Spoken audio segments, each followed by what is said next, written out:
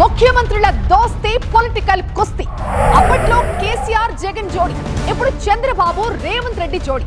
ఈ తెలుగు రాష్ట్రాల ముఖ్యమంత్రులు దోస్త్ మేరా దోస్త్ అంటుంటే మీ స్నేహం కోసం రాష్ట్రాల హక్కుల్ని బలి చేయొద్దు అంటూ ప్రత్యర్థులు విమర్శలు గుప్పిస్తున్నారు. మరోవైపు ముఖ్యమంత్రులు మాత్రం దోస్తానే హక్కులు హక్కులే అంటున్నారు. ఎట్టి పరిస్థితుల్లో కూడా రాష్ట్ర ప్రయోజనాల్ని తాకట్టు పెట్టే ప్రసక్తే లేదు అంటున్నారు రెండు తెలుగు రాష్ట్రాల ముఖ్యమంత్రులు. రాష్ట్రాలుగా విడిపోదాం, ప్రజలుగా స్నేహితులుగా కలిసుందాం అన్న నినాదానికి ఇప్పటికీ కట్టుబడి ఉన్నారు తెలుగు రాష్ట్రాల నేతలు. అయితే ఎమ్మెల్యేలు మంత్రుల స్నేహాల వరకు ఓకే, కానీ ముఖ్యమంత్రుల స్నేహాలు మాత్రం వారి ప్రత్యర్థులకు ఆయుధాలుగా మారుతున్నాయి. రాష్ట్రాల హక్కులకు సీఎంల స్నేహబంధం అడ్డంకిగా మారింది. తెలంగాణలో బీఆర్ఎస్, ఏపీలో వైసీపీ అధికారంలో ఉన్నప్పుడు అప్పటి ముఖ్యమంత్రులు ఎంతో స్నేహంగా మెలిగారు. జగన్ హైదరాబాద్ వచ్చి కేసీఆర్ తో భేటీ అయ్యారు. రెండు రాష్ట్రాల్లో పరిస్థితులు, పరస్పర సహకారంపై మాట్లాడుకున్నారు.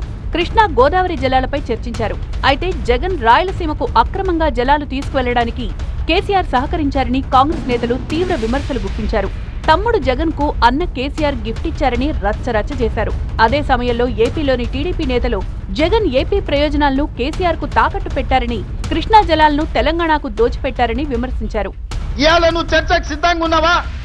గోదావరి జలాలను రాయలసీమకు తరలించకపోయినని రోజమ్మ పెట్టిన రాగి సంకటి రొయ్యల పులుసు తిని రాయలసీమను రతనాల సీమ చేస్తా అని చెప్పిన నువ్వు కాదా అని నేను అడుగుతున్నా.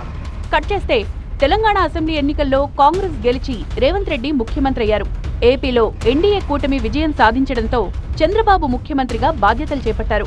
జగన్ కేసీఆర్ బంధం కన్నా చంద్రబాబు రేవంత్ బంధం దృఢమైందని టీడీపీ, కాంగ్రెస్ నేతలే చెప్పుకుంటున్నారు. గతేడాది జూలైలో హైదరాబాద్ వేదికగా చంద్రబాబు రేవంత్ కలుసుకున్నారు. రెండు రాష్ట్రాల ప్రయోజనాల కోసం పరస్పరం సహకరించుకోవాలని మాట్లాడుకున్నారు. కేంద్రాన్ని ఎదిరించే ధైర్యము లేదు, చంద్రబాబును ప్రశ్నించే దమ్ము లేదు.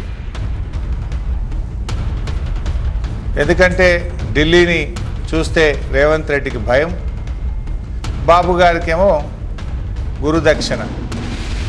దీనివల్ల ఇవాళ రాష్ట్రానికి తీరని అన్యాయం జరుగుతూ ఉంది. చంద్రబాబు రేవంత్ రెడ్డి సమావేశంపై తెలంగాణలో బీఆర్ఎస్, ఏపీలో వైసీపీ నేతలు విమర్శనాస్త్రాలు సంధించారు. ఈ భేటీలోనే బనకచెర్లకు సహకరిస్తానని రేవంత్, చంద్రబాబుకు హామీ ఇచ్చారని ఆరోపించారు బీఆర్ఎస్ నేతలు.